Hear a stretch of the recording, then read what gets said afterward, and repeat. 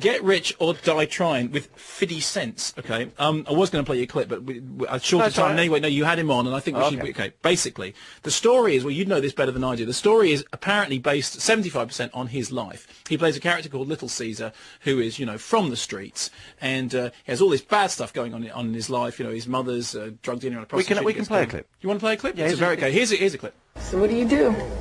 I'm a gangster. No, really, what do you do? I'm a rapper. Seriously, Marcus, what do you do? I'm a gangster rapper. Marcus is the gangsterest rapper there is. I think Oscar Wilde worked as a script consultant briefly on it, but only passingly. That was not as good as our brief interview.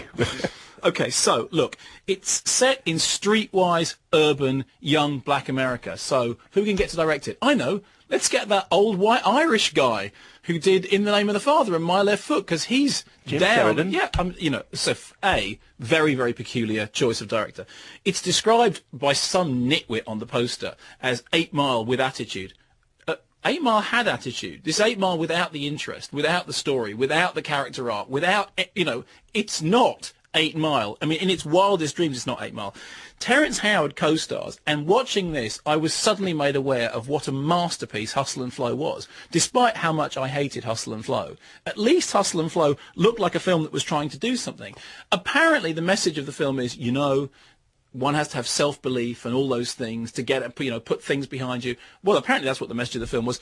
Actually, I thought the message of the film that I saw was, it's really not a good idea to go around shooting people in the head, but it's a perfectly good idea to get your friends to do it for you so that you can then go on to be a rapper. I mean, I don't get it. It's a bad film.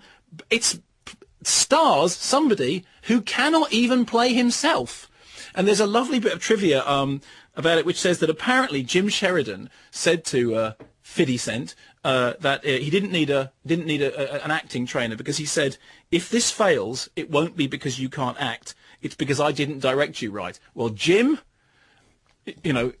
insert punchline of your own choice.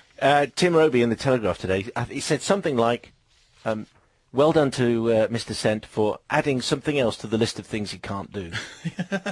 So this doesn't bode well for his future acting career then. Well, I don't think he needs an acting career. I mean, he's clearly got a very hot pop career as it is. And the fact is, it may be that in the future, I mean, here's a very good example. You look at somebody like Ice Cube. When Ice Cube was first seen on screen, nobody thought he was going to turn out to be somebody who actually was a good actor. And not only that, somebody who's quite an interesting director. But in this case, it's all too self-glamorizing and self-mythologizing, and it ends up saying absolutely nothing, but saying it at great length.